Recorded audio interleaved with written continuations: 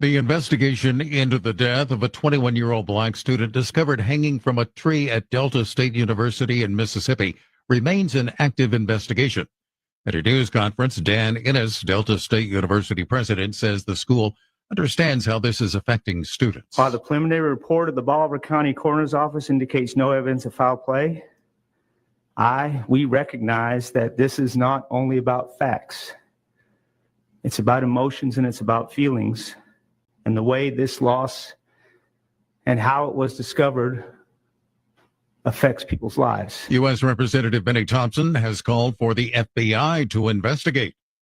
A supply ship with 11,000 pounds of cargo has arrived at the International Space Station. That's after a day's delay. It was due to a premature engine shutdown. That was traced to a software setting. Breaking news at townhall.com. The National Toy Hall of Fame announcing its 12 finalists for the class of 2025. The contenders include tabletop favorites Battleship, Catan, Connect 4, Spirograph, and Trivial Pursuit, as well as Scooters, Slime, Snow, Cornhole, and the Star Wars lightsaber.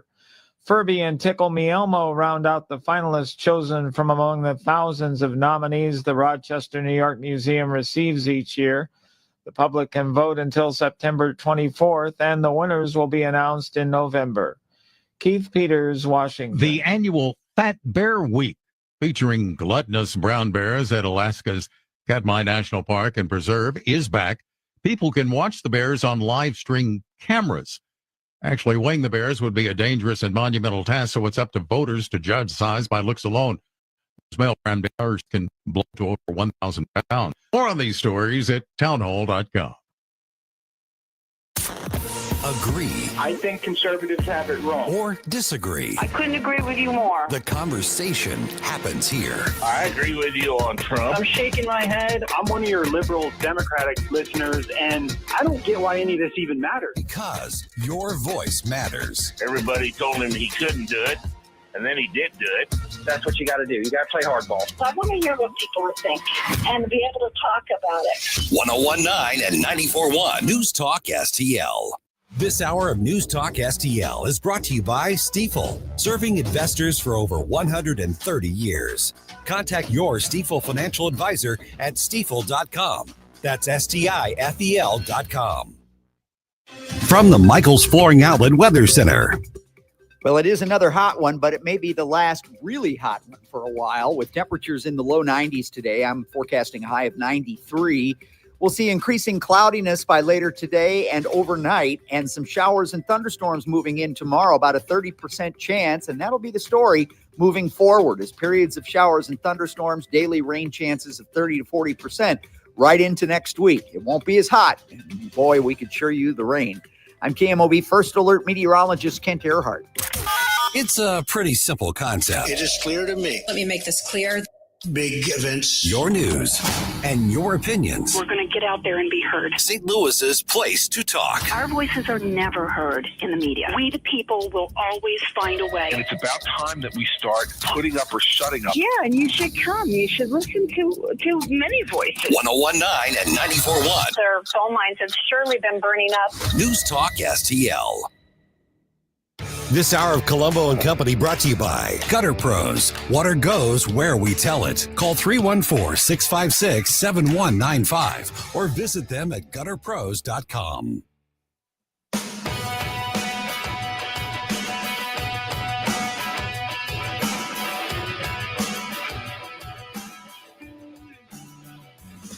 The time to rise has been engaged. We're better, best to rearrange.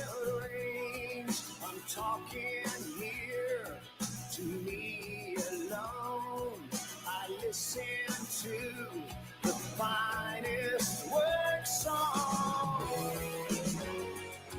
Your finest hour. The finest hour.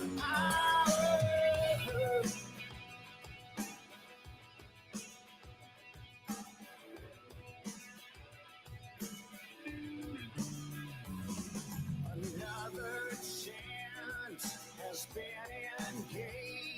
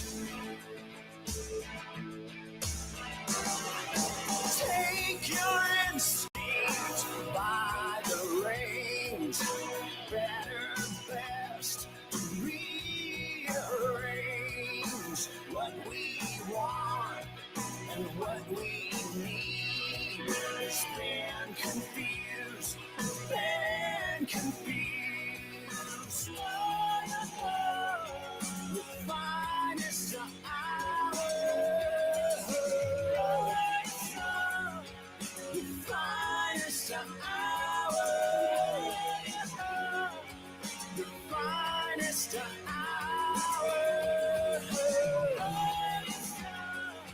The finest hour. Good afternoon, St. Louis. This is Paul Kurtman filling in for Tony Colombo here on Colombo Company. Great to be with you again here on News Talk STL while Tony's out. We have a lot that we're going to be getting to today. We're going to talk a little bit about this Jimmy Kimmel suspension because there's a lot deeper issue going on in America right now. We're going to talk a little bit about cancel culture. What is it? Because right now you've got people on the right actively looking to make sure some people, if you want to use the word cancel, they get canceled because of their celebration over Charlie Kirk's public execution. In the second segment today, we're going to talk to State Representative Justin Sparks, and we're also going to talk some headlines in the third segment of the first hour. Coming up right after 3 o'clock, Dr. Randy Tobler. And then, folks, listen, I spent about 8 years in Jefferson City working as a lawmaker. And so it's going to be story time here in segment 2 of the second hour. So make sure you stick around for the whole show of Colombo Company because we got a lot that we're going to get into. Right now, the first thing to discuss is what's happened with Jimmy Kimmel. Now, we have to have a conversation on what cancel culture is and what it isn't. People have been using and virtue signaling now going on the greater part of, I feel like it's really become a major part of the American discussion over the last 15 years, how people on the left have tried to go after people on the right, in particular, anybody with conservative views or Christian views, and they try to get them punished in the public square by making sure that they very much in a humiliating way lose their job, lose their contracts, make sure that they're speaking engaged. This is a tactic from the left. This is a tool of the left to create public pressure, and not just public pressure. This is where it becomes cancel culture, right? There's public pressure is one thing, but when you channel that public pressure into institutional pressure, that's when things really begin to change. So Jimmy Kimmel has been suspended indefinitely from his late night talk show for these comments that he made about Charlie Kirk and his public assassination. Now, just the other day, FCC chairman was on the Benny Johnson show, and this is a very popular podcast that conservatives like to listen to. Benny, he's a pretty good guy. I've listened to him several times. He had a very close relationship with Charlie Kirk. But while the FCC chairman was on that podcast, he did state, he said that these comments by Kimmel are disgusting. And maybe the FCC, I don't know exactly how he said it, maybe the FCC should or we will see if there's any actions we can take. And then within hours of that, I mean, just within hours, Jimmy Kimmel was set to record or go on air, and ABC suspended Jimmy Kimmel indefinitely. So he is done. He's been on air. He's had the Jimmy Kimmel show for like 2 decades, I think, and now he's done. It's all over. And it was these comments that he said about Charlie Kirk. That was the tipping point for ABC. But this brings up once again the whole concept of cancel culture. You've heard me talk about it. You've heard other people talk about it. We've talked about it on News Talk STL for years. Cancel culture is a tool, and it's primarily used by the left for political and cultural left to silence the dissenting views of Christians and conservatives. They do this through their public pressure. And like I said a second ago, where it really turns nefarious is when they begin to channel that public pressure into institutional power, whether it's universities, whether it's corporations, media outlets, sometimes just the social media mobs. But people are punished or shut down simply for expressing ideas that challenge progressive ideology. It challenges the left. Now, usually the left can't show up to a debate with an argument strong enough to win people over, certainly not the person that they're debating. And so what do they try to do? They try to avoid the debate in the first place. Let's cancel them. Let's make sure they get kicked out of the university. Make sure that these speaking engagements come to a grinding halt. Let's use social media, Facebook, YouTube, X, not X anymore, thank goodness, thanks to Elon Musk. But let's use these social media platforms to try to silence dissent. Remember COVID? Like you couldn't even say, hey, here's my experience. It wasn't good. I went to get the vaccine and I didn't like how I felt after I got the vaccine. They would completely ban you for saying something like that.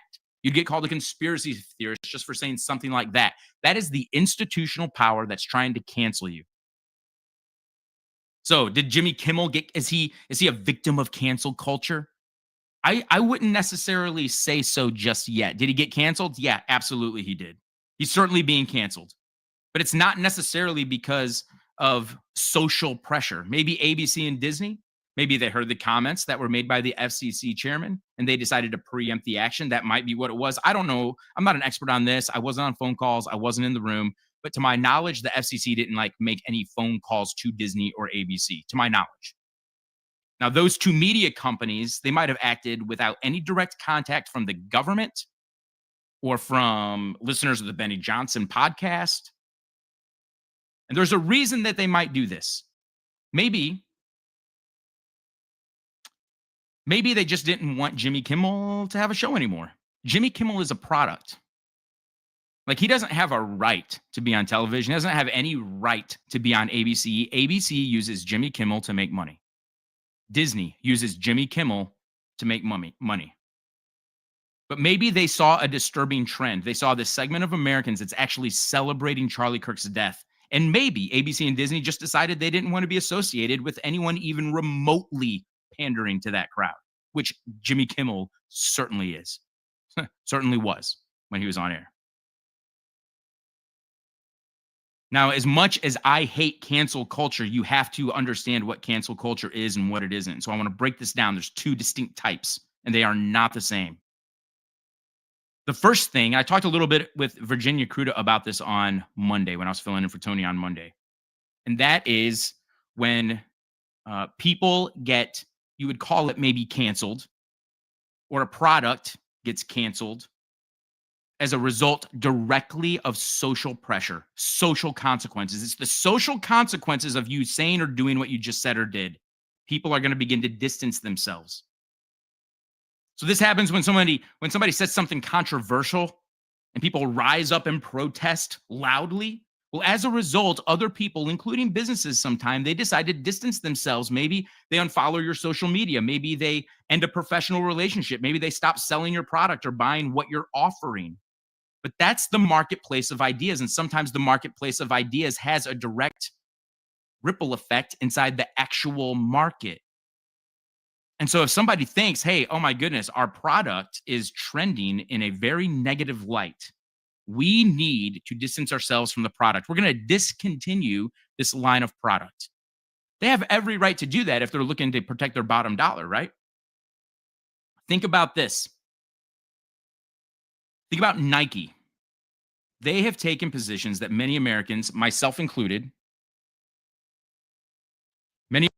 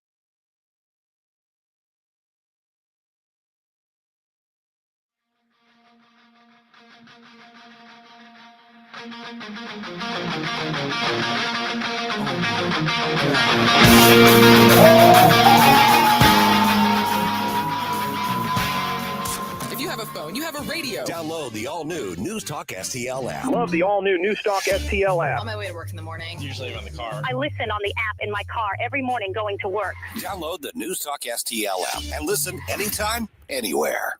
Just last week, we had Derek from All Solutions Pest Control with us on the show, and it is such a great reminder of all the things that All Solutions can do for you in your home to protect you and your family from the pests around your house. And of course, this time of year, probably the biggest time of year for pests and, them fearing and ruining a good time, particularly the mosquitoes outside or ants outside, or even ants getting inside, wasps, things like that. We keep the All Solutions Pest Control Service all year round at our home because every season comes with its own unique pest problems. But again, this time of year, probably more important than ever to have that protection around your house. If you have a pest problem, of course, All Solutions Pest Control can help you. But if you just want to prevent that from happening, put that defense up around your home, All Solutions Pest Control is the team to call. Right now, you can take advantage of their awesome $67 introductory special. Learn about that offer and everything that All Solutions Pest Control can do for you and your home just by going to allsolutionspestcontrol.com. Is your backyard a battleground every evening? Swatting, itching, kids running back inside? Hey, Tim Jones here. I just found out about a new local company, Mosquito Nix, that can take care of all that and more. They offer permanent automatic mosquito and tick protection, not just fogging, real coverage you don't have to think about. They've helped over 40,000 families nationwide take back their yards with their automatic mosquito control system. Now they're offering a free fogging treatment to introduce themselves to St. Louis families. Call 636-698-1980 now or visit mosquitonix.com. Say goodbye to bug bites this summer. Service area restrictions do apply. Tell them Tim Jones sent you. Ask about their back-to-school special. St. Louis summers don't last forever, but mosquito bites shouldn't either. Call 636-698-1980. Visit mosquitonix.com. That's mosquitonix.com. This is a limited time offer. I'm Dr. TJ, owner of the Institute of Natural Health, co-owner of Optimal Nutraceuticals, and the host of Wellness One. Wellness One is designed to cut through the nonsense and provide you common sense, science-based information regarding health and wellness. On the show, we discuss topics like thyroid health, gut health, hormone optimization, and many others. Our show airs Saturdays at 10 a.m. and 2 p.m. and Sundays at 11 a.m. and 3 p.m. right here on Newstalk STL. And you can visit us at inhstl.com. That's inhstl.com. Attention St. Charles, looking for a local spot that satisfies all your cravings? Mario's Donut Restaurant is your place to go for breakfast, lunch, and dinner. From mouth-watering sandwiches and omelets to delicious gyros, Mexican dishes, salads, and wraps, we've got it all. And don't forget our famous donuts. They're so good, they'll make your eyes glaze over. Dine in or carry out. Our friendly staff is ready to serve you with love and care. Mention News Talk STL when you visit. Call 636-447-4515 or visit mariosdonutrestaurant.com. Hey, it's First Alert Chief Meteorologist Steve Templeton from Channel 4, and we are proud to be the official weather source for News Talk STL. Just like you've grown to expect from us at Channel 4, you can expect the same accurate, detailed, and timely weather coverage from News Talk STL. The First Alert weather team will keep you ahead of the big weather changes. And the one thing you can count on in St. Louis, the weather is constantly changing. So Channel 4 and News Talk STL are committed to keeping you up to date and safe.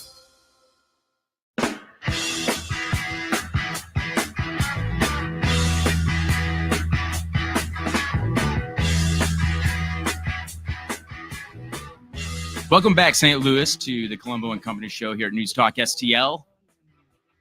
We are back. I am back, and I am so pleased to be able to introduce our next guest that we're going to get to here in just a minute. But he has served in the Missouri House of Representatives. He represents parts of West County, St. Louis, and he is one of the leaders out in Jefferson City in the Freedom Caucus. And so if you ever want to have a chance to talk with anybody who can really articulate and help you understand exactly what the fight for liberty looks like, this is the guy that you want to talk to. Let's go ahead and bring on State Representative Justin Sparks. Justin, it's so great to have you today. Thanks. I'm so excited to talk to you.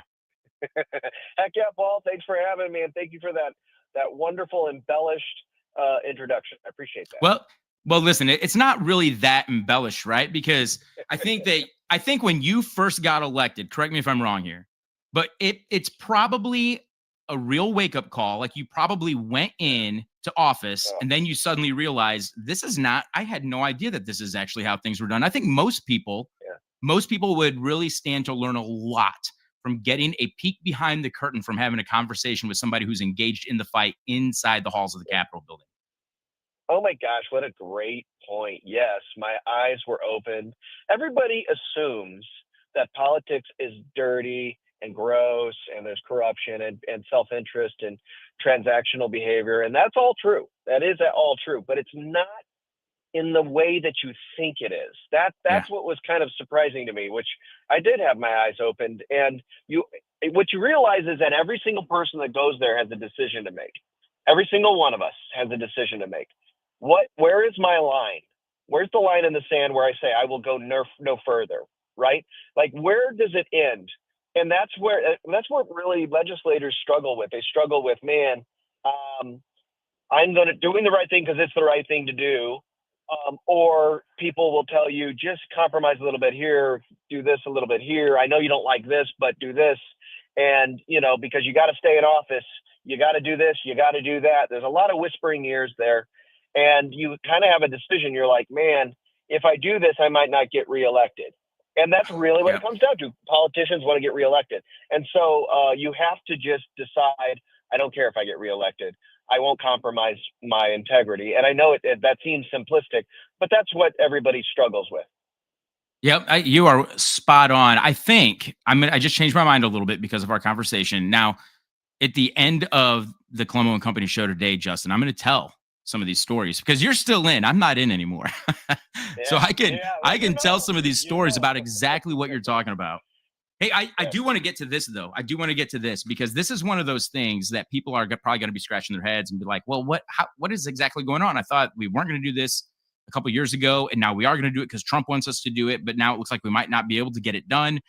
What is going on with redistricting? I understand. There's a couple things I want to get to you today. I want to get to you about what might be happening in St. Louis with the National Guard, but real quick, the redistricting maps. I'm hearing now that that there might be a very viable constitutional challenge. At least this is what people on the left are saying in terms of the fact that the Missouri Constitution doesn't actually specifically say we can do this. They're saying that because the Constitution says when we should do it, or when we must do it or shall do it, then it's silent on everything else. And so they're saying, well, because it doesn't tell us that we can do it any other time then it means that we can't. Is this something that you guys brought up in the legislative debates? Like, has this already been addressed? Yes, of course. And it's funny. I love how those on the left have all of a sudden become great respecters of the Constitution. This is miraculous. Well, I mean, it's great, right? Only not so much. Here's what we're actually dealing with. Remember, I've had constitutional law twice, and not because I failed it the first time either. I had it in college, and then I had it in the police academy. And one thing that you'll learn about the Constitution is that the language is very important. And just because the Constitution says you have to do something every 10 years with the census, it just means like you can't leave. And the interpretation by all the attorneys that I've talked to have said you just can't leave redistricting for 100 years and not address it. You actually have to go by census at least every 10 years. But the Constitution doesn't limit us to 10 years, right? For situations just like this, when the will of the people is being disregarded, or you have a gerrymandered map and compromises were made with the other party in order to protect a Democrat seat, in order to keep things flowing through the Senate, which is exactly apparently what happened. And that's why we're able to do it. We've looked at so many different opinions on this, and they all come back the same way. It's completely constitutional, and it's permissible statutorily. And here's the thing. We can talk about legal jargon and all that, but you hear a lot of, well, Trump wants Missouri to do this. And that's true. The president does want us to do this. He has an agenda. He has a mandate. And it's very clear. He says it all the time. He's trying to save the country. It's not hyperbole. He really believes that. His team really believes that. And so he needs every single vote that he can get. And whereas there might not have been enough support a few years ago to do something like this, having a president identify, hey, guys, this is a different moment that we're in. Clearly, by evidence of what has happened with Charlie Kirk this past week, we are in a different environment in this country. And we have to be all in, and we have to get serious. And I think that's what you've seen the legislature respond to. Okay. I did look in, I looked in the St. Louis Post, and I saw an article where they were saying, well, because it doesn't say that you can, does that mean that you can't, or that it's okay? And the first thing I thought of, like, people are calling this the Air Bud clause, going back to that movie where they had a golden retriever playing basketball, and there's like, well, there's nothing in here saying a golden retriever can't play basketball.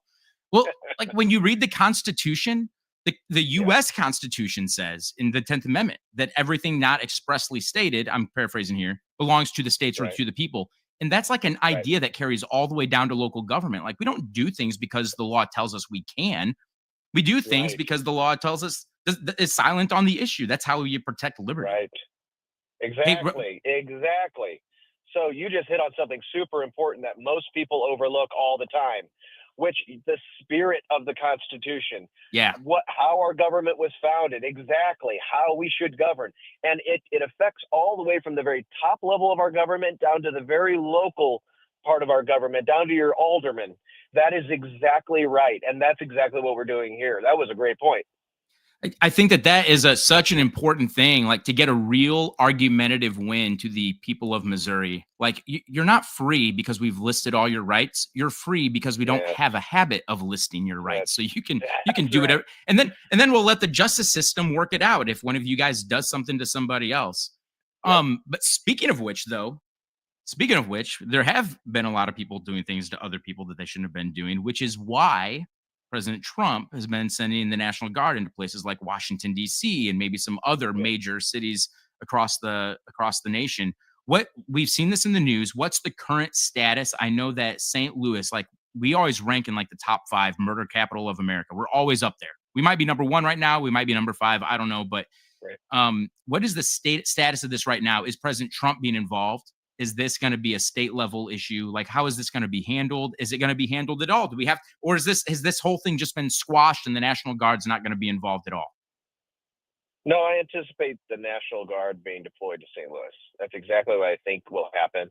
I don't have that from the president's mouth other than what he has said, but I anticipate the National Guard being deployed to the city of St. Louis.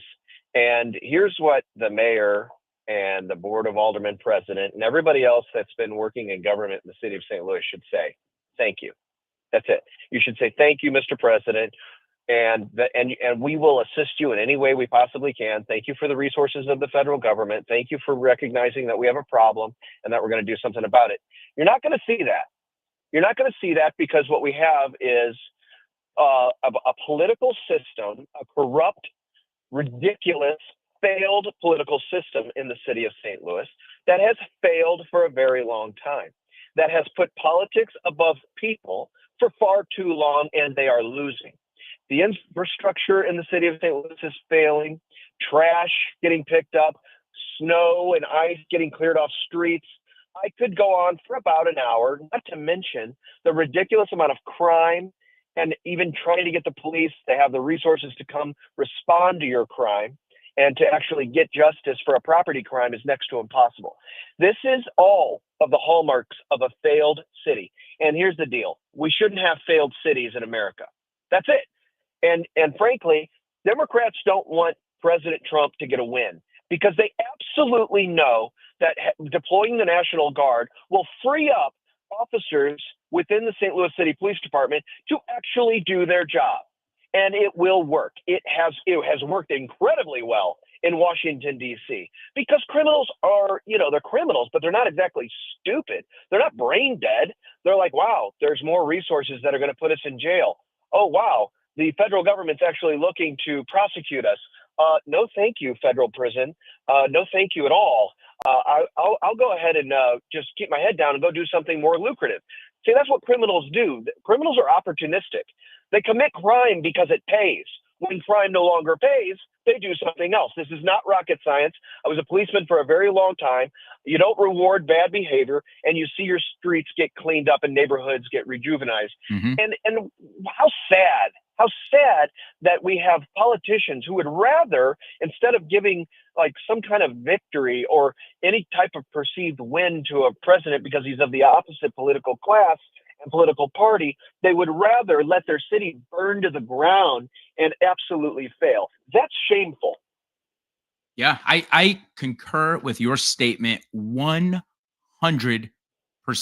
We have seen cities continue to decline. We've seen the murder rates continue to skyrocket in cities like Chicago, cities like St. Louis, other cities from coast to coast. But here's the thing about politics, right? It is just about power. I mean, when you look at what has happened to the city of St. Louis over the last several decades, the population is fleeing. Wasn't it the AT&T building that had sold for like $100 million like 15 years ago, and then it recently sold for $4 million because nobody wants to do anything in St. Louis. Right. And the left, the Democrats in charge, they will just let the city continue to just fall into the abyss, the ash heap of history, as long as they don't let a Republican get a single win. And I think listen, the left has got to wake up. Trump's line from his first election, what have you got to lose? I mean, we already know they don't have a whole lot to lose. They've already lost so much. So talk to me about what can we expect with the National Guard. Is there anything on the table right now? Is there any plans? Is Governor Kehoe, is he going to be the one that activates and spearheads this whole effort? Great question. And here's the thing. When you're talking about what are those politicians, why in the world would they just not use the National Guard? I know it's politics, it's political, it's power. All of that is accurate. But here's what I'll say the quiet part out loud that they're really terrified of. What they're really afraid of is that President Trump deploys the National Guard, the city police department gets rejuvenated and empowered, crime falls off the table, right? And all of a sudden, those constituents down in the city of St. Louis that thought we just have to live this way forever because the Democrat Party is in power and this is just the way it's always going to be, all of a sudden they're going to be like, wow, it doesn't have to be this way. Maybe I should take a look at the other party, which is exactly what is happening in voter registration and in the last election cycle. That is what they're really terrified of. They're terrified of losing their power because that's what's happening. And what is this going to look like? Okay, so you have a very pro-police, pro-law and order governor in Governor Mike Kehoe. You know, he and I have not seen eye to eye on all social issues, on all priority issues, right? That's just our American way. You got to go back and forth. And I've been very pleased to see what he's been doing and what he's been showing leadership on, particularly with initiative petition reform. It's been refreshing. But one thing that you can't criticize him for is that he is 100% in support of our law enforcement and law and order in this state. And not just saying, hands off, if it's a Democrat city, we're just going to let it fail. No, he knows that our neighbors are just as important, whether you're in West St. Louis County or if you're in North St. Louis City. We're all people. We all deserve to have safety and security and live the life that God has given us to the very best of our ability. And that means keeping streets safe, making streets safe again. And so I think he's going to be 100% in support and working with the Trump administration to deploy and administer resources the most effectively. Governor Kehoe already has a program in place using the federal government to do exactly that. It's been very successful. I expect that program that he's been spearheading to essentially be put on steroids and explode in growth and resources. And you will see real substantive change. You will see murder rates and violent crime rates literally fall off and go into the abyss. That's what I'm predicting, because it's not rocket science. We don't have to be like, well, maybe this will work. No, it's very simple. If you deploy resources of law and order in the streets, bad guys don't commit crimes. I know I'm like breaking new ground here for some people in the social sciences, but believe it or not, when you deploy more resources of going to get bad guys and putting them in jail and keeping them there, funny thing happens.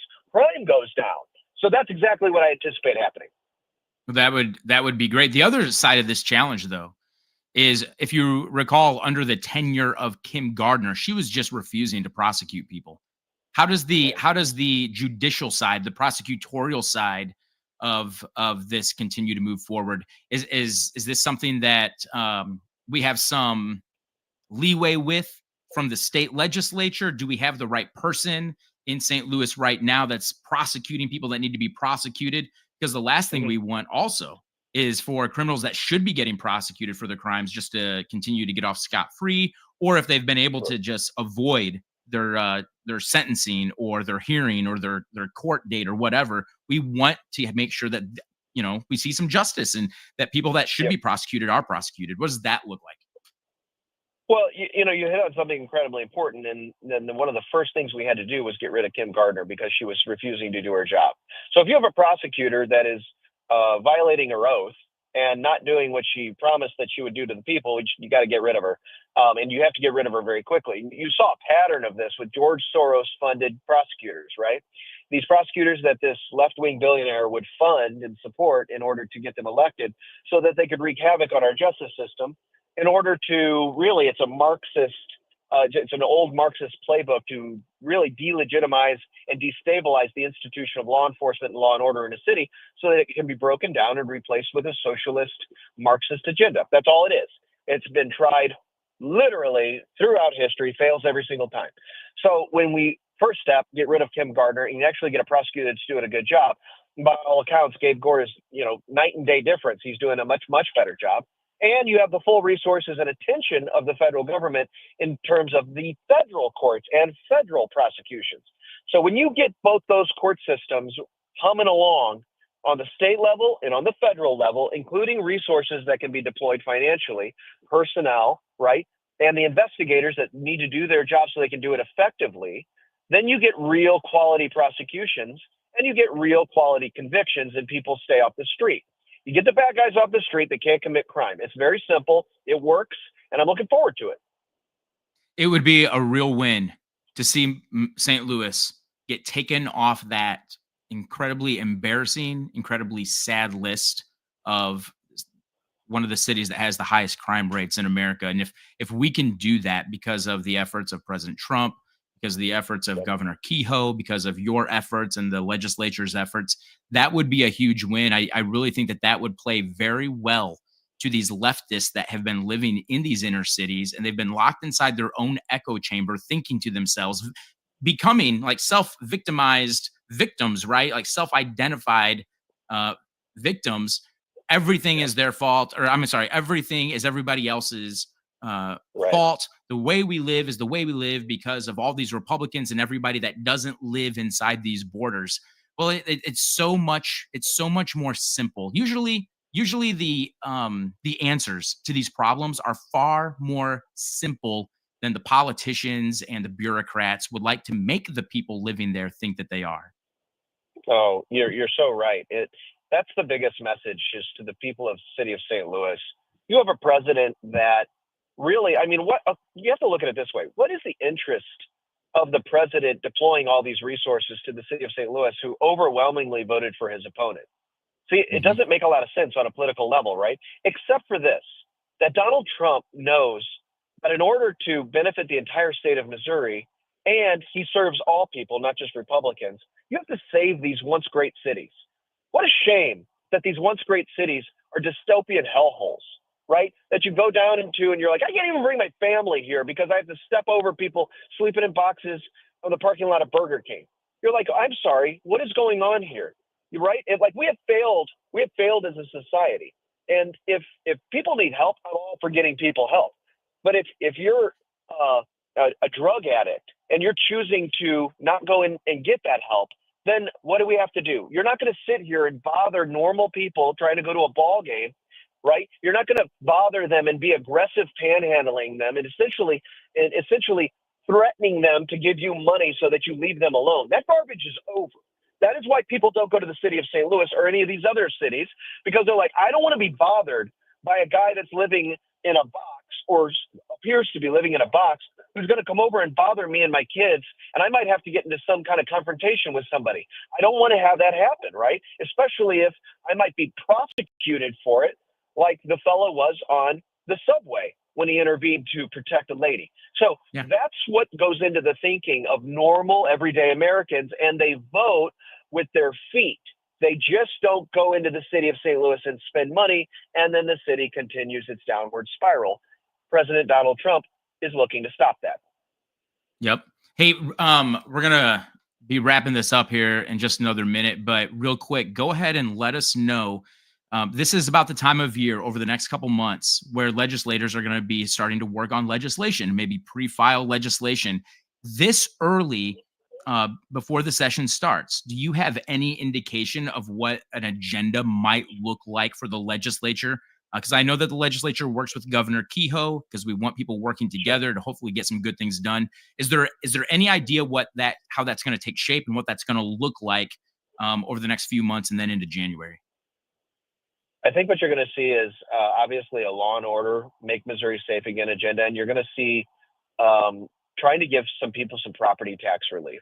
I hope those two things you're really going to see strongly. I know that in the Missouri Freedom Caucus, we're also looking at securing our elections. These are things that are extremely important, and we look forward to working with the governor and everybody else to push forward a conservative agenda and actually make the state a place that's going to be safe for the next generation. I know that sounds like a talking point. It is, but it's also the truth. So that's something we're looking forward to. That'd be great, especially the property tax relief.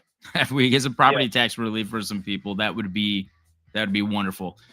State Representative Justin Sparks, thanks for joining us here on Colombo and Company. It's great talking to you as always. You as well, Paul. Thank you. All right. Hey, we're going to be back in just a couple minutes. I'm going to run through some headlines because there's just a lot happening out here. And maybe even at the top of the 3 o'clock hour, maybe we'll have a chance to talk to Dr. Tobler about some of those headlines in particular. But great conversation with State Representative Justin Sparks. I would encourage everybody, if you have a question about what's really going on, reach out to your state representative. Listen, they don't live so far away from you that they can't swing by your house or drop by the park and talk to you and some of your friends. Find out what's really going on. Hey, we'll be right back here on Colombo and Company. This is Paul Kurtman filling in for Tony right here, 1019 94.1 News Talk STL.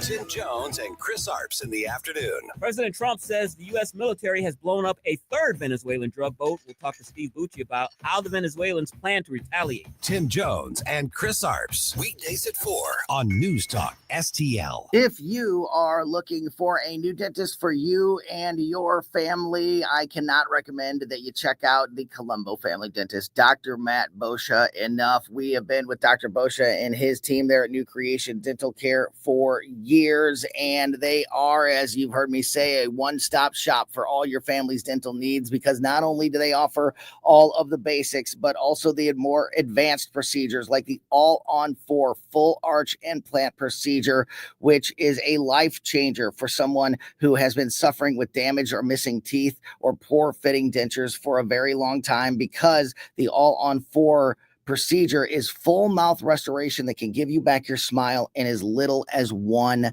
day. Something that maybe you've looked into in the past and it was time or cost prohibitive.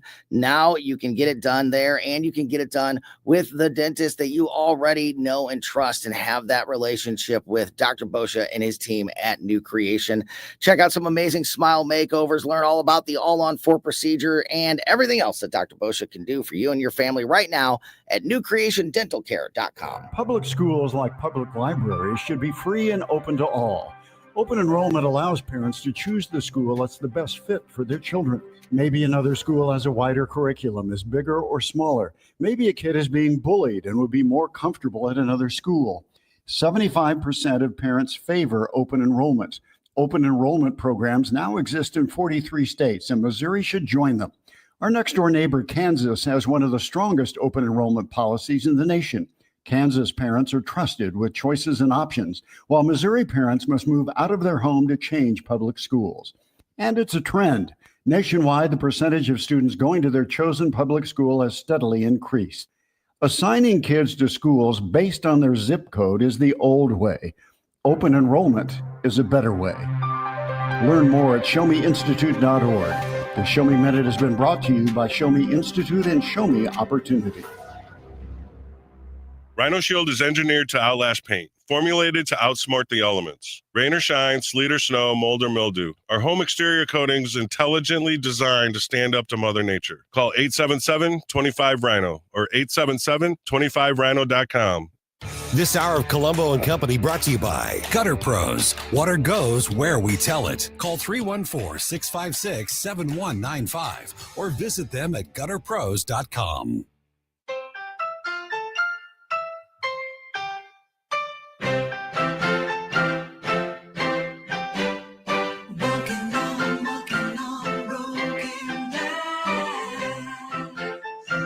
And welcome back to Colombo and Company. This is Paul Kurtman filling in for Tony today. And we're gonna wrap up this hour. We're just gonna cut through just a few different headlines here. Some of them that are, well, all of them are incredibly relevant. I think that this tragedy with Charlie Kirk's killing is going to, I don't know. I'm just gonna tell you, I feel like the conservative movement is at a crossroads here. When I got to go to Washington, D.C. last week. In fact, 1 week ago today, I was in Washington, D.C.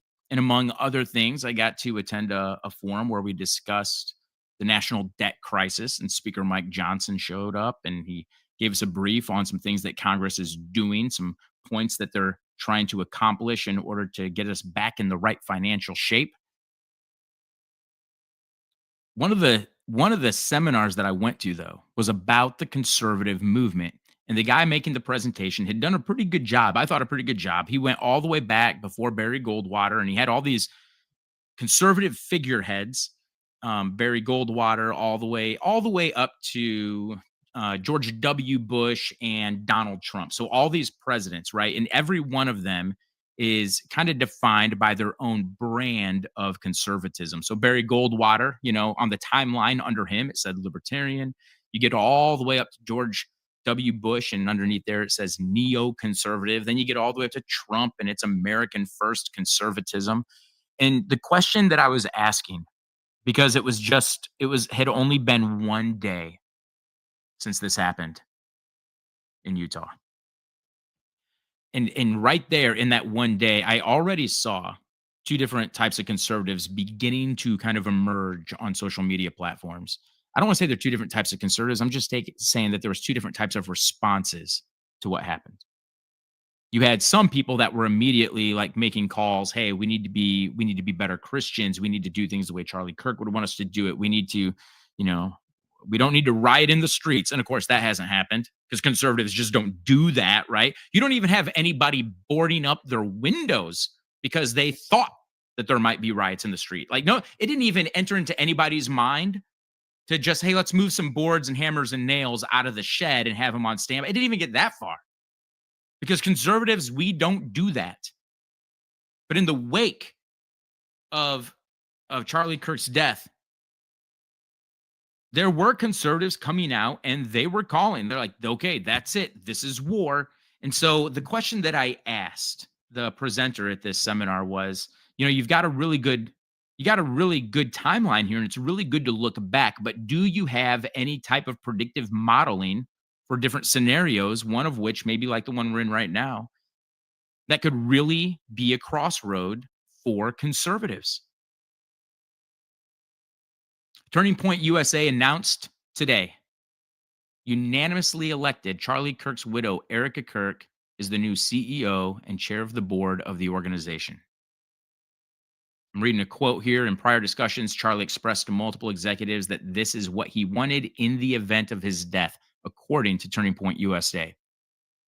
I know that there's probably going to be a lot more to how this actually gets organized, because I don't believe Erica Kirk is actually going to be doing what Charlie was doing in the sense of going to college campuses and speaking with people, right? He was a very skilled orator. He was a very skilled apologist for the faith.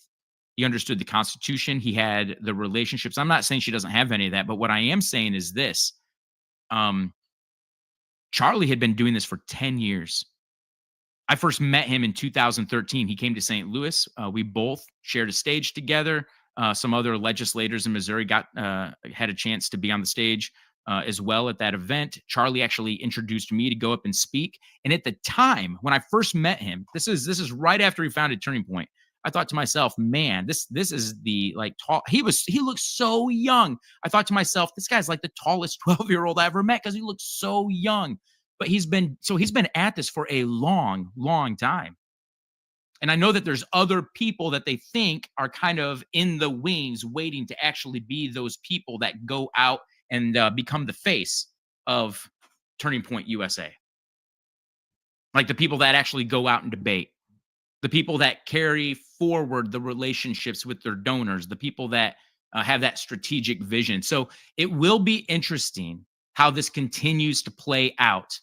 I don't know much about Erica Kirk, but I do know this. I do know that she was 100% 100% devoted to her husband, Charlie. So I think that Charlie Kirk had built a really good organization. And listen, throughout my time in politics, I've been part of different organizations. I've worked with several organizations, and Charlie Kirk and Turning Point USA is probably the closest to being ideologically and morally and integrally pure than any other organization. And the people that were there with him, it's not like it was a conglomerate of people from all kinds of different organizations. He built that. The people he pulled in to his inner circle, to his team, he did that.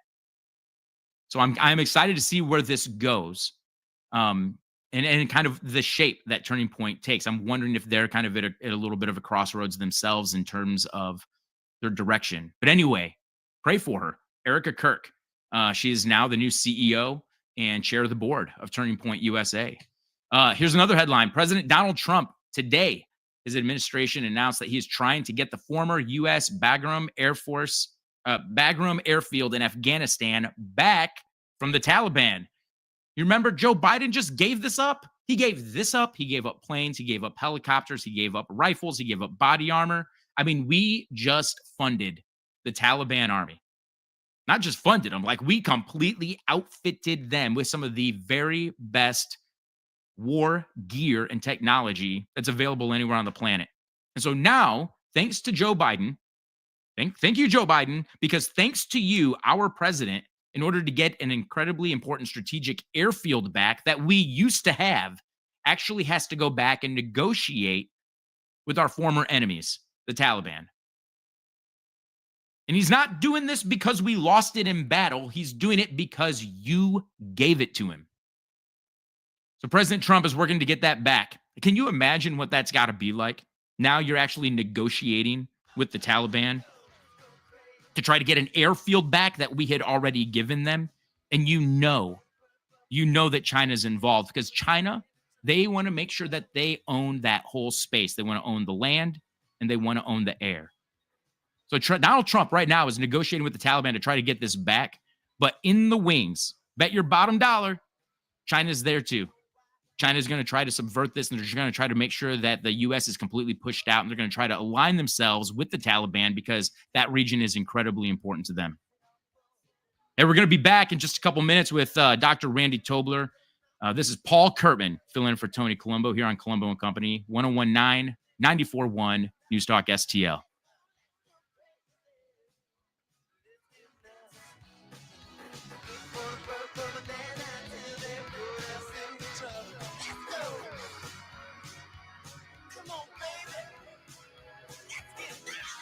Larry Connors here. Is your home ready for the chilly months ahead? Renewal by Andersen has a buy one, get one 50% off window event. And if you qualify, 18 months, no payments, zero interest. Not sure if it's the right time? Renewal makes it easy. No obligation window inspection. Just find out what new windows might cost when you're ready. No pressure, no hassle.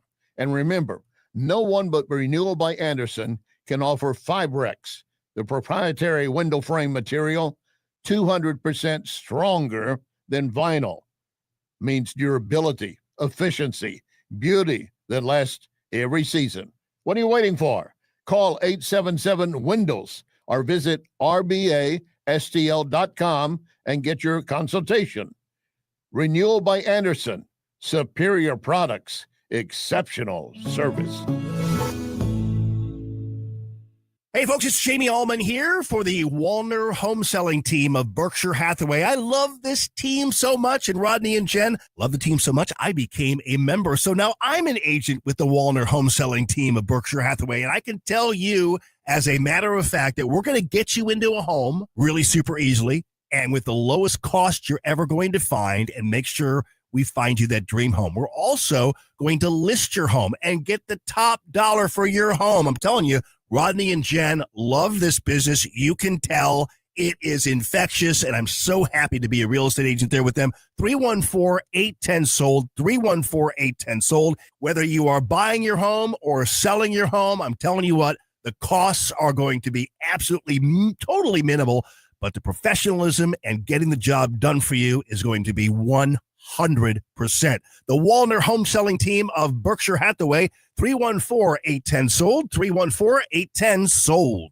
KLGY HD3 Clayton, K270BW Bellefontaine, KNBS Bowling Green. This is News Talk STL at 1019, 94.1, and always streaming at newstalkstl.com. Breaking news this hour from Town Hall. I'm John Scott. President Trump is headed back to Washington after a two-day state visit to the UK.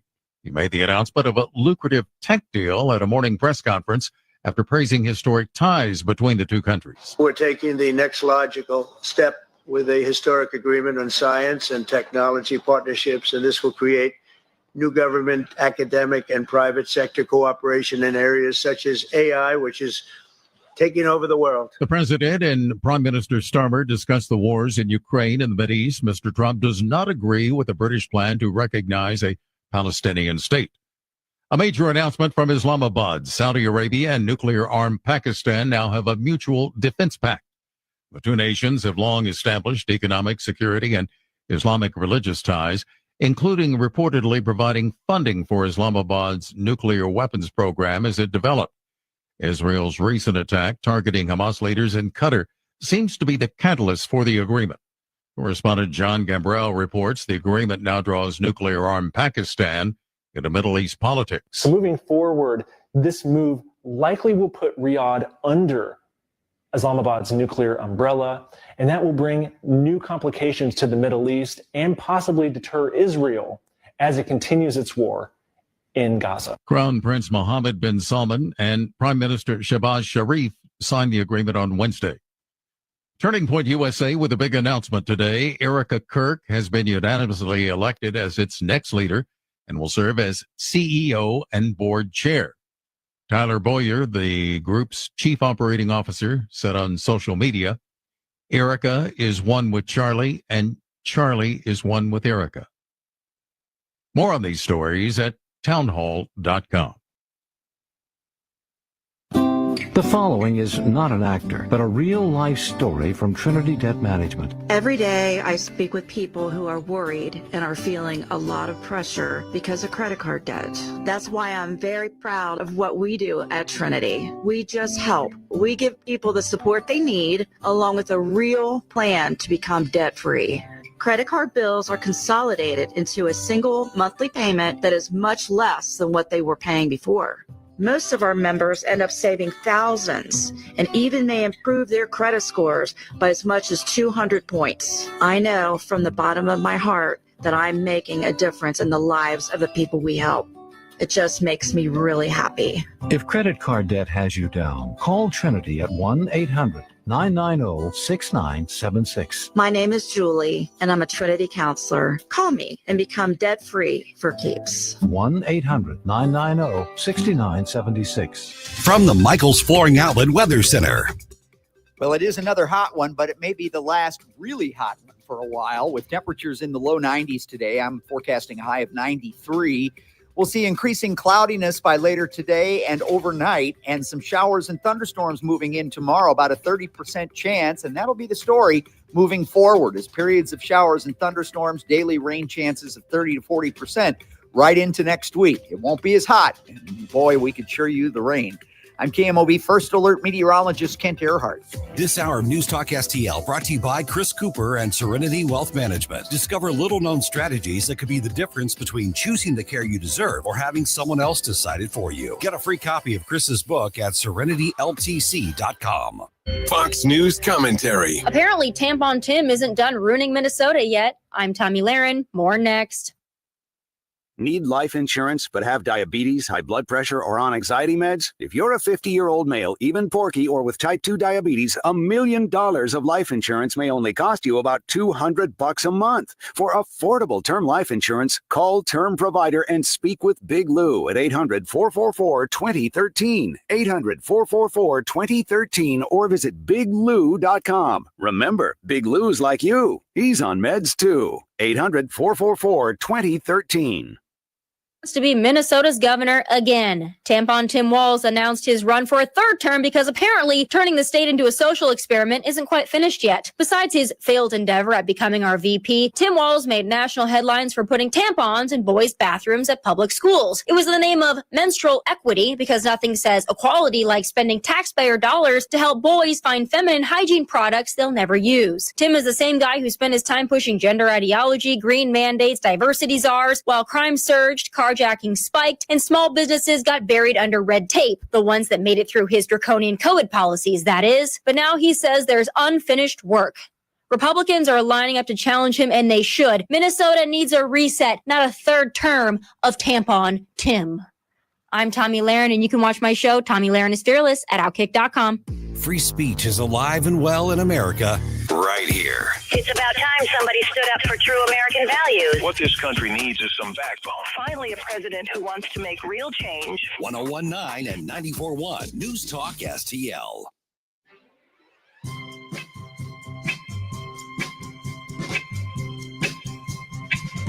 This magic moment.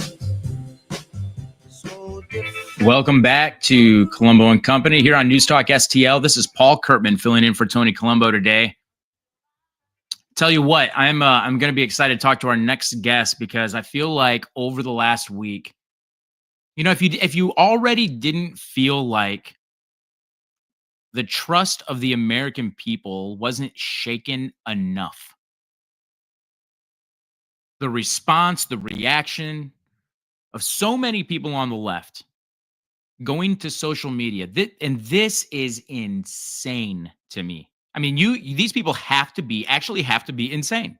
They have to be insane if they're going to go through the steps to record themselves or come up with something very clever to say to celebrate the death of Charlie Kirk, and then go through the whole process of making sure it gets posted online where they can get likes, shares, comments, and public interaction.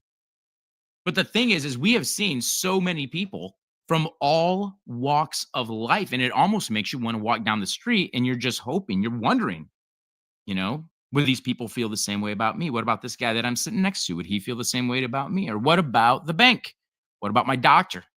So joining us, because I want to talk to him about this, because he's in one of these professions that probably drives my anxiety up the most when something like this happens, is our good friend, Dr. Randy Tobler. Dr. Tobler, good to have you today. Oh, we don't have him yet? Okay, that's all right. Hey, he's going to get with us soon, I hope. Hey, so let me just continue on with this, because I think that most people can probably totally relate to exactly what it is I'm talking about. We just had, I think, a sheriff's deputy, I think maybe in Dent County, Missouri. I can't remember. So here's a law enforcement professional. This is somebody who carries a gun to help execute justice by catching the bad guys, not just catching the bad guys, but this is somebody who's supposed to pick up the phone, answer the call, and rush into danger to save your life.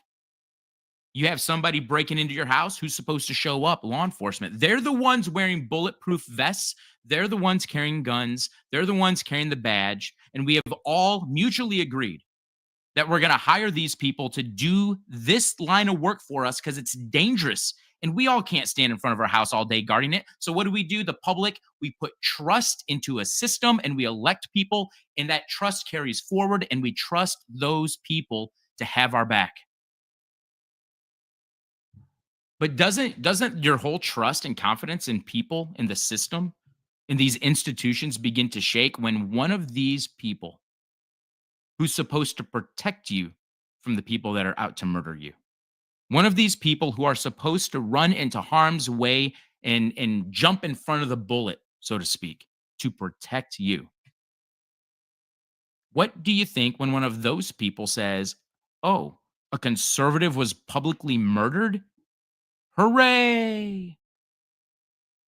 Like, if we thought that our government was untrustworthy enough because we have congressmen in Washington, D.C. that are as corrupt as the day is long. Think about that. Think about the fact that we elect people to go to Congress. They don't have two nickels to rub together when they get elected. 2 years later, they're multimillionaires. How in the world is that happening? And it rocks our confidence in the system. It shakes our trust. But the thing is when we elect politicians, we cast our vote for them, and then they go off to Washington, D.C. or to Jefferson City, or they go off someplace else and they sit down and they debate these issues and they pass laws and all this other stuff happens out there.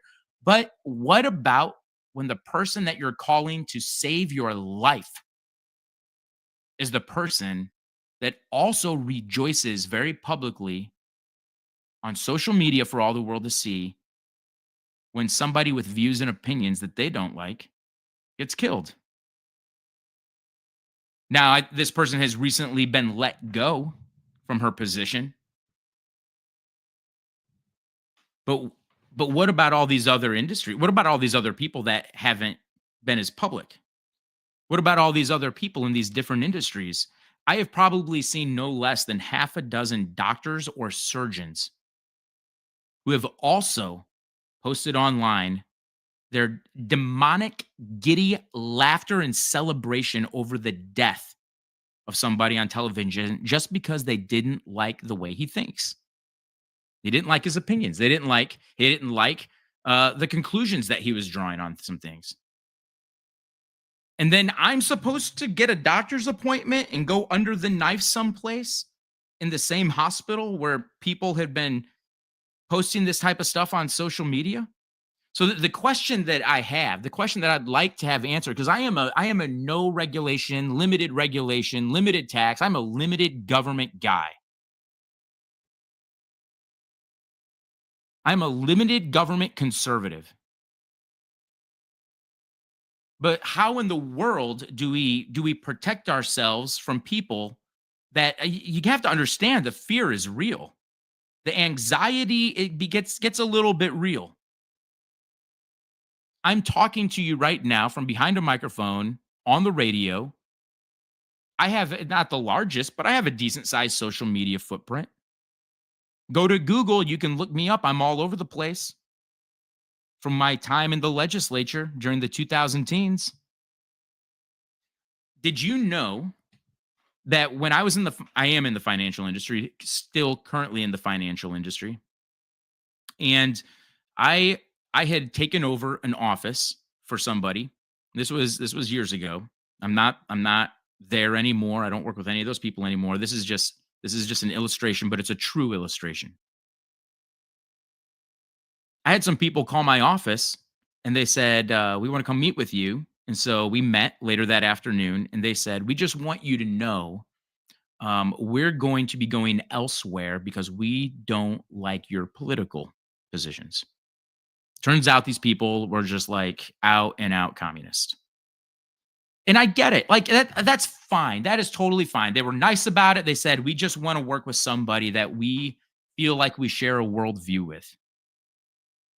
And so they did. They left. And I'm totally fine with that. But what about when the shoe's on the other foot and it's not somebody who's nice about it and it's somebody who celebrates people that they don't like just dying, and those people are also the ones that are injecting your kids with things. Those are also the same people that are taking scalpels and beginning to cut you in order to do some kind of surgery. I think it was back in 2022. There was a phlebotomist in New York State, and I cannot remember which hospital she worked for, but Libs of TikTok covered this. And this is not an isolated incident. This is just the incident that I remember the best, so I'm going to share it with you. She had somebody come in, and she's posting about this online. You see, the lefts, they think that they are entitled to your approval, so they go ahead and post it online. She posted online that she had a patient come in to have blood work done. And while the patient was there, the patient made a joke about her pronouns that she had listed under her name. Her pronouns were something like they, them, who's a what's it. I don't know. Who cares? But these were the pronouns. They were just outside of the norm. Now, she said that this guy was like older. So I'm guessing maybe in his 50s or 60s. He was definitely older than her. So she's telling this story. She's telling this story about this guy that comes in to get blood work, and he makes a little joke about her pronouns. He probably maybe lives a little bit more sheltered. He doesn't understand it. He made a joke about it. And so she said that she made sure it was extra painful for him. Now, I don't know about you, but I've had people stick needles in my arm before. And if they don't get it just right, or if they have to stick the needle in a couple times to make sure that they find the blood vessel in order to get a good draw, you can walk out of there and over the next hour or two develop some rather uncomfortable bruises. So this is where we are in America right now, where you have the left. It's not just an isolated incident where they've just killed somebody and then that's it and everybody mourns it. No, no, no, no, no, no, no. The left is showing you the depth of their own depravity. And it makes people beg the question, what else is going on? Like, who else am I? Like, I didn't know that these people that I follow on Facebook or on X or on Instagram or on TikTok, I didn't know that they have this deep hatred for the right, for conservatives or for Christians, that when somebody gets brutally murdered, for everybody in the world to see, that they're actually going to start posting and celebrating it and doing, like, literally doing dances. And so what do we do with that? We unfollow it. Now, there are people, and I was talking a little bit about this in, if you were able to catch what little bit that I was able to talk about this at the beginning of the Colombo and Company show. I was talking a little bit about this because cancel culture is a real thing and there is social pressure. But you know what? When when you have a doctor who is not advocating, but celebrating the death of a conservative, what are we supposed to do? Have a social credit score now so we know who's aligned with who, so we only do business with people that are aligned with our political views? Because that could be terrifying. That could absolutely be terrifying. If these people that I had worked with briefly, they were on the left, but I wonder if they wondered, hey, Paul's kind of on the right on things, and is he going to do as good a job as a financial steward for us, even though we're not politically aligned? Like, is he going to seek some type of retribution? Listen, it's a free market. People should be able to go wherever they want. I heard Jamie Allman say, let them keep talking about it. Let them keep talking about it. And part of me is like, yeah, keep talking about it because I want to know who not to go to. But at what point? I'm a limited government guy, but there are regulations in these industries. Like, how in the world do you regulate the trust back into an industry so the people as a whole can have some confidence that they're not going to be purposefully disadvantaged when they go in to seek medical care or to seek financial advice? The one person that I want to talk to about this right now is joining us. And Dr. Tobler, I don't know how much of that you caught, but with all the people that have been celebrating the death of Charlie Kirk, and some of these people have been in the medical profession, some have been in the financial profession. These are high profile, highly licensed professionals. And is there a role where the government can regulate trust back into the professions? That's kind of why there are self-regulating professional organizations out there. But what are your thoughts on this, and what advice can you give to people who have seen this over the last week, and now they have a doctor's visit coming up, or a visit with a financial professional, or they have a visit with a car mechanic who's going to be working on their brakes? What would you say to those people? Well, I guess that in the extreme, you could say that almost anyone, if they're working on your brakes or if they're a financial advisor, can cause harm if they want to, wantonly, and if they want to somehow punish someone for the views that they differ with. And you can assume, I guess, if you want to, that professionals are going to do that. But I think that we do have a free market as long as there is an informed consent. And that's, you mentioned the financial advisor part, which I think is a pretty good model for office interactions in the medical field when you have a choice, because you have a choice. Now, in communities where you don't have a choice, I think that it's incumbent on maybe the employer of the docs, now that the vast majority of docs are employed, or the patient to somehow do their due diligence if they're concerned about a discordance between their worldview and whoever's providing them health care, where I think it becomes a special interest, not only maybe for the state, but certainly at the level of the chief medical officer, let's say, of a healthcare organization, with an employed doctor, PA, nurse practitioner, respiratory therapist, anyone with a licensed professional, phlebotomist. I think that at that point, I thought about the doctor who was called out by the nurse. I think everyone may have seen that on Fox. He said some statement at the nurse's station. She didn't know he was a doc. She called him out on it. He eventually resigned after they were both suspended initially. She's been reinstated. But I think if you're going to land in an ICU and you're unconscious, or you're in a motorcycle accident and you're brought into the emergency room, you're unconscious, you don't have that choice. That's where I think there probably is an interest. And certainly we agree that I think as a nation and as citizens of a nation or a state or a municipality, that the state has some interest, the government has some interest in protecting our safety. That's the argument behind abortion, after all, isn't it? The government has an interest in protecting the safety of the life of the unborn. So I think that's where I think you could make a good argument that the licensure agencies have the right to, at some point, if there's that kind of venom where a physician is actually endorsing the murder of someone, or for that matter, let's take it one step back, injury of someone with which they disagree. I think that's where I think it ends. And I think they need to be sanctioned. If I was the chief medical officer, and I have been, of a hospital, I've run a hospital, I would call that doc in and say, look, you're suspended until you get mental care and some therapy and some counseling. And then we'll determine if you're ready to come back and treat people equitably.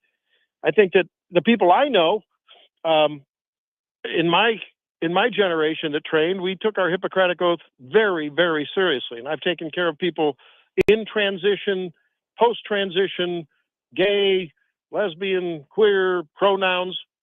And while I may disagree with their choice, they're human beings, and it's my duty and obligation to take care of them just as much as I take care of Paul Kurtman or anyone else. I'm afraid that on a larger sense, and this is not to justify what's going on with these medical professionals that are posting irresponsible things, medicine has become sort of retail.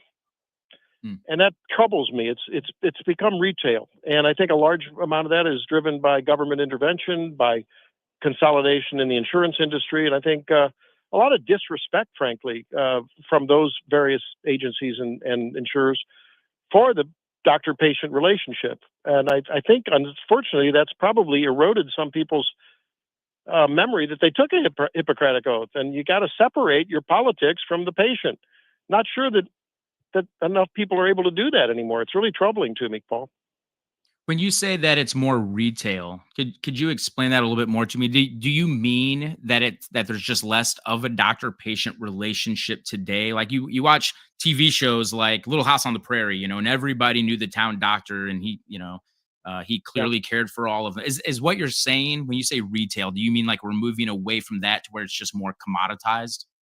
Yeah, it's commoditized, and in fact, I think physicians are so frustrated that they have to either hire a lot of people or personally get involved with arguing for, validated therapies that need to be done, tests that needs to be done, tremendous amounts of waste. And it's like patients, and it's not to gaslight patients, because I understand people's pocketbook books are very important, but somehow along the way over the last 30 or 40 years, we have, as patients, and I'm a patient too, we've sort of subordinated our independence and our ability to have a trusted relationship with a doctor. We've really subordinated those decision-making nodes to a company, the government, to determine whether what we need is medically necessary, to determine whether the doctor is checking all the boxes. And I think it just has created, unfortunately, a bit of a wall between doctors and patients. And that's why I finally left the system, Paul. I couldn't do it anymore. It's immoral to be a part of that system. Ask any doctor who's a part of it. Now, some of them continue to do that. They choose to do that because they have loans to pay and lifestyles to live and whatever. I'm not criticizing. Well, I am criticizing them. I saw it happening, and I begged for us not to get in bed with insurers, large healthcare organizations, or our government insurance for the benefit of our patients decades ago, and I was laughed at. And now doctors are bemoaning the fact that they've basically sold their patients out to the insurance industry. And I don't know how we get it back. I mean, I'm trying to do that with the movement I'm a part of, but it's really a sticky wicket these days. I mean, a lot of times doctors will go. I've done it recently. I've gone back to the well and appeal. I've spent literally personally an hour and a half trying to get someone who has sleep apnea a GLP-1, and it's FDA indicated for that. And they're not covering it because the person has a CPAP. They don't like it. They hate to wear it, but they're denying it. And I've spent an hour and a half. My daughter, it's just me, my wife, and my daughter's in our practice. She spent another hour and a half. And finally, we have to tell the patient, dear patient, you've chosen an insurance company and you're paying them buku bucks for premiums, and they've made a decision. I can't do it anymore. I can't do it anymore because I can't take care of people when I do it. Now multiply that by a doc who has 1,000, 2,000 people on their panel. You wonder why healthcare costs what it costs to hire people to argue for that. I mean, we've gotten off on a tangent here, but I think at some point that's where, the trusted relationship that I and everyone else I knew in my generation got into medicine for is being eroded and threatened all the time by external forces. And doctors are guilty because they sold out to those forces for security and stability instead of fighting and standing strong and saying, no, we're not going to be a part of it. And patients have, over the long haul, I think, done an amount of that too. And I can tell patients out there that unfortunately doctors are getting tired of insulating the patients from their insurance company. I mean, because we're trying mightily, but man, it's just getting difficult. But you can see how a doctor who's twisted in their mind would then start taking it out on the patient instead of explaining to dear patient, you've made some choices. I love you. I want to help you. I can't help you anymore because I'm up till 10 o'clock at night trying to help you and still take care of patients. And so you can see how that's just a short hop, skip, and a jump from then taking out frustration on the patient. I don't do it. The doctors I refer to don't do it. But you can see it's publicly clear there are doctors that are probably would hold that against the patient somehow. And that is just tragic, sinister, demonic, and evil. And it troubles me that there's doctors out there saying what they're saying. I just can't believe it. Would it be a fair assessment? Because while you're speaking, I'm thinking about the Obamacare battle in Missouri, Proposition C. We're trying to push back against Obamacare. And I remember the argument. And I remember Barack Obama saying, no, if you want your doctor, you can keep your doctor. But then as the bureaucracies have continued to grow, as government healthcare, and like you said, the way government gets in bed with these insurance companies, I think there's a lot there. I think there's a lot there that influences the way insurance companies also begin to operate. And of course, downstream, the final user, the actual patient, the person paying the premiums, they're kind of on the backside now, and they've been locked out of a lot of choices that they otherwise might have been able to make had it not been for government and insurance companies and how, to your point, people just kind of sell their soul into the system here. Yeah. But kind of looking at the way things are today, do you think that this retail environment is also kind of responsible, not the environment itself, ultimately people are responsible for what they say and do, but it's kind of created an environment where people would feel more free, like, hey, I can go out and say things that I normally wouldn't say. In other words, they lose that professionalism because they don't have the connections to the patients that they used to have. Well, yeah, it's funny. It's the retailing can go both ways. If you have a truly free market, that's a very, very good place to be as a patient. If you truly don't have a manipulated market, but right now it's a manipulated market and their doctors are trapped in it. And by virtue of that, the patients are trapped in it. But we're seeing a lot of disruption in the market. The One Big Beautiful Bill allowed patients to use their HSAs to pay for direct primary care as a membership fee now. We're seeing a little bit of movement that way. The problem is both the GOP, perhaps primarily the GOP, I don't know, and the Dems are really, some of the largest contributors of the healthcare companies and pharma, right? So until we really call our politicians to account and say, look, let us give me the $12,000 or whatever the current number is if I'm a Medicare patient that you spend on the average Medicare patient, and let me go choose my doctor. Let me buy a truly catastrophic plan to where I want a safety net there, and I'll pick out the safety net I want. but let me go and shop and with price transparency, ask questions. I need a CT scan. How much should I pay? Rather than, well, I've got to go to some network and my doctor has to appeal and this and that. I'm telling you, a whole new world is possible if they would just, as I think you've seen in the financial industry, if they would just cut back on the regulations that they invoked in the wake of the recession in the name of protecting investors. How'd that work out for everyone? It was miserable for you, for your clients. Well, it's similar for doctors and for administrators of hospitals that are trying to run a place. So I think I would hope that folks will urge their legislators to allow a truly free market to exist in healthcare, to give them their money back, to take away the bond, the collusion, the sinister collusion between big insurance and big government.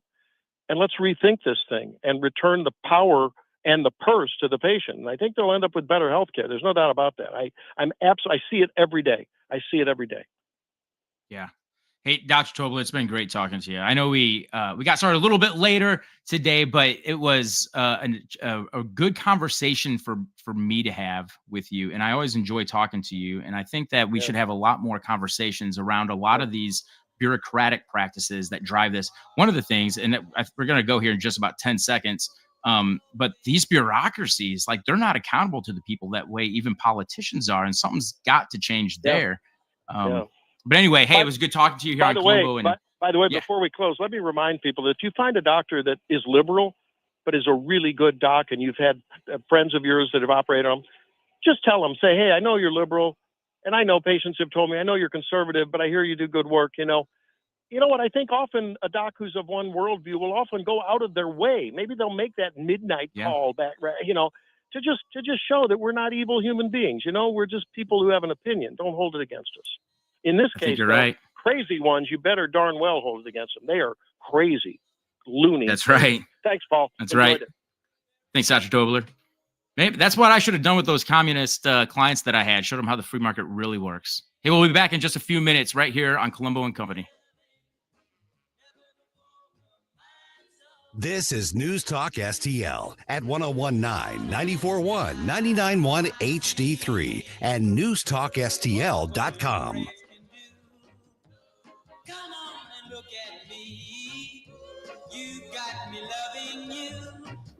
If you have a phone, you have a radio. Download the all-new News Talk STL app. Love the all-new News Talk STL app. And listen anytime, anywhere.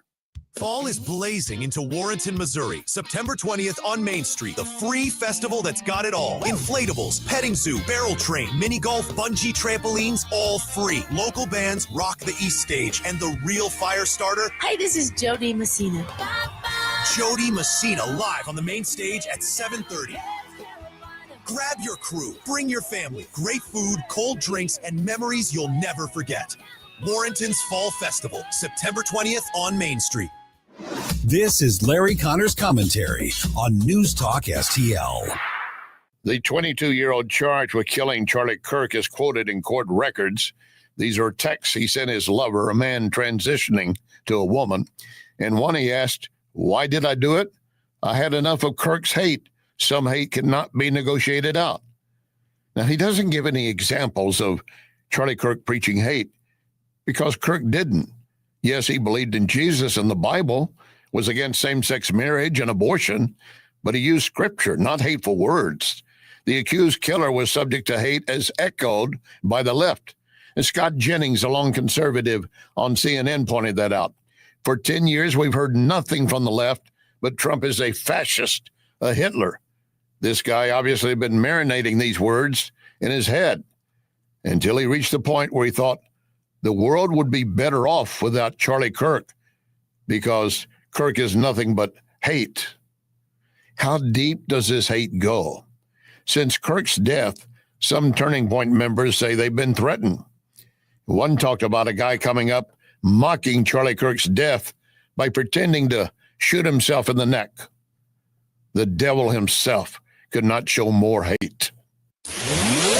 Get more Larry Connors on Larry Connors USA. Tonight at 6 on News Talk STL. I want to tell you more about Wellington Environmental's dustless blasting services. Wellington can blast paint, grease, graffiti, even stripes off parking lots. Truly amazing and powerful. But can Wellington blast something more sensitive?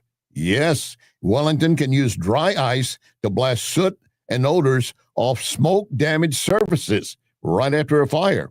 Currently, Wellington uses dry ice to clean mold off wood inside a home. Why? Well, dry ice immediately disappears, turns into a vapor. That means no mess to clean up, no damaged surfaces. You need to check with Wellington, always researching and practicing with new, better, faster, safer equipment and products for you. And it's very easy to schedule an estimator for your next project. Call Cindy, 314-644-4930, 644-4930. Be well with Wellington. JC's Wayback Machine. This week, we'll reminisce about playing catch with Robert Redford every day for about 2 weeks on the set of The Natural. Plus, Lou Graham talks foreigner songs he hates. Desperate housewife Terry Hatcher talks about her boobs. We'll take you back to 1989 when the Stones played Busch Stadium, and we play great songs from the 90s, 80s, and 70s, all brought to you by the Weber Automotive Group. It's JC's Wayback Machine. Every Saturday night, 6 to 9 on News Talk STL. Back pain? Follow me to Esquire Sports Medicine, where they've got your back. Esquire is the oldest sports medicine clinic in St. Louis. Dr. Draghi and his team of chiropractors can get you back to work, back to life without the pain. New patients usually scheduled within 24 hours. 314-644-0885. 644-0885. EsquireSportsMedicine.com. On the next Larry Connors USA. Former President Obama is now implying that Donald Trump is to blame for Charlie Kirk's assassination. Larry Connors USA. Now weeknights 6 until 8 on News Talk STL.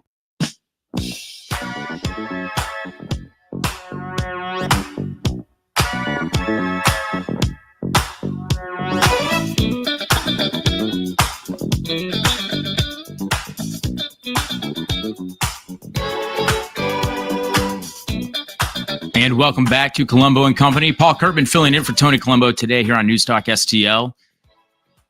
You know, we're getting ready to wind up the show here. I feel like we've had some good conversations today with Justin Sparks, with Dr. Tobler, and just kind of running through some of these headlines there at the end of the last hour.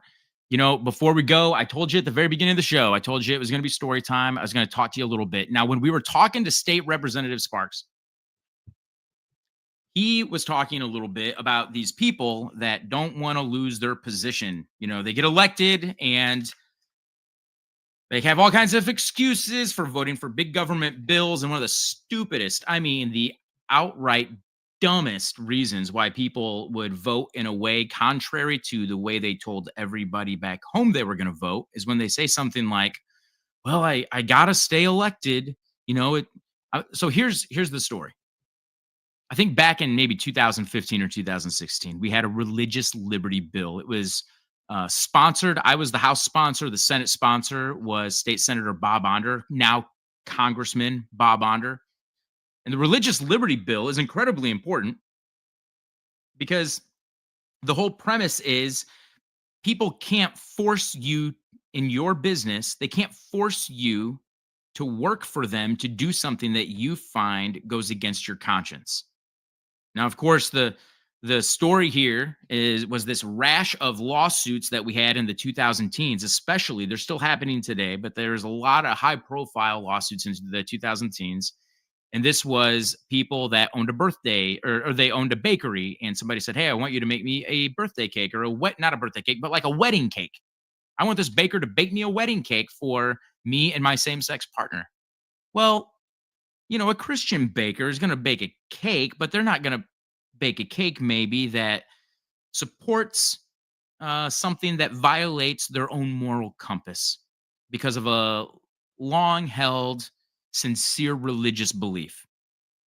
And for some reason, it's almost like everybody on the left only assumes that Christian people have a moral compass because they never once tried to go after a company owned by Muslims or a company owned by Jews. They'd probably go after the Jews today, But they were only going after these companies, these small businesses owned by Christians. There was another case of a woman who owned a photography business, and she was asked if she would come take pictures for a wedding party for a same-sex couple, and she politely declined. She's not going to not take pictures for them, but she's not going to take pictures for them if it's to support a ceremony that she finds violates her sincerely held, long-held religious beliefs.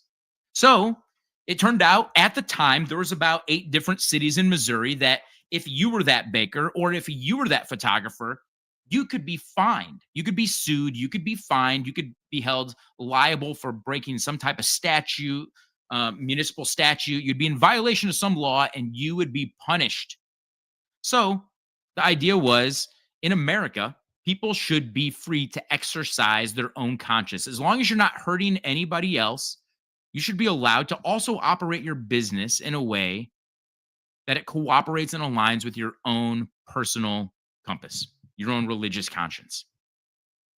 Well, for reasons I can't explain, we were able to get the bill through the Senate, and we got the Senate bill all the way into the House of Representatives. But we had a legislator, and his claim to fame was he was a Christian.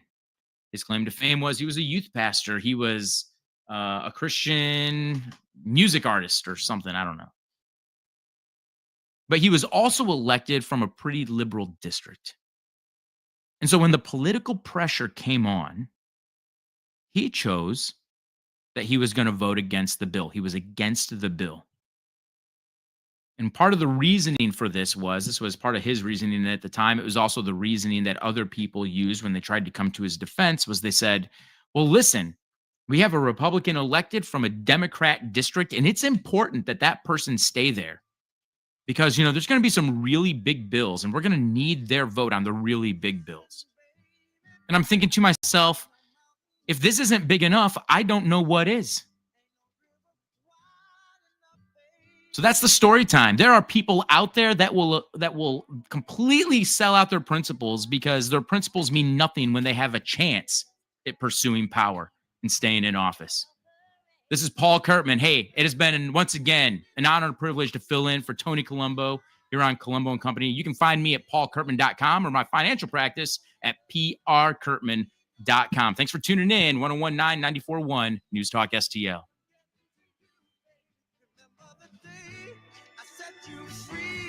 I told you could always count on me, darling. From that day on, I made a vow. I'll be there when you want me some way, somehow. Oh, baby, now Is your backyard a battleground every evening? Swatting, itching, kids running back inside? Hey, Tim Jones here. I just found out about a new local company, Mosquito Nix, that can take care of all that and more. They offer permanent automatic mosquito and tick protection, not just fogging. Real coverage you don't have to think about. They've helped over 40,000 families nationwide take back their yards with their automatic mosquito control system. Now they're offering a free fogging treatment to introduce themselves to St. Louis families. Call 636-698-1980 now or visit mosquitonix.com. Say goodbye to bug bites this summer. Service area restrictions do apply. Tell them Tim Jones sent you. Ask about their back-to-school special. St. Louis summers don't last forever, but mosquito bites shouldn't either. Call 636-698-1980. Visit mosquitonix.com. That's mosquitonix.com. This is a limited time offer. For 20 years, Harpo's Chesterfield has been the heart of West County's fun with our award-winning patio, voted best in West County, and excellent sports bar atmosphere. Our mouth-watering menu has made us famous throughout St. Louis. Plus, we've got great drink specials and the friendliest, most energetic staff around. Whether you're dining in or carrying out, Harpo's delivers fun, food, and drinks like no one else. Harpo's Chesterfield. Call 636-537-1970 or visit harposstl.com. Jeffco Patriot Radio. Hey guys, Jefferson County Councilman Billy Crow here from Jeffco Patriot Radio. On behalf of Tim Jones and I just want to thank you for making Jeffco Patriot Radio the #1 listened to show on Sundays here on News Talk STL, where we dive into all the things happening in and around Jefferson County. Check Tim Jones and I out on Jeffco Patriot Radio this and every Sunday at high noon here on 1019 94.1 News Talk STL. Jeffco Patriot Radio. Hey, News Talk STL listeners, this is Levi with Reach Reproductive Health. So first, I want to say thank you for standing in the gap for life, because truly it's because of people like you that many babies who otherwise would have been aborted are living today. I'm grateful to be fighting this cause with you. I'd like to invite you out to Reach's inaugural annual gala. It's our stakeholders launch. We're having it November the 6th at 6 p.m. at the Commons in Chesterfield. Space really is limited, so I want you to RSVP right now. Go grab your spot at outreachforlife.org. That's outreachforlife.org.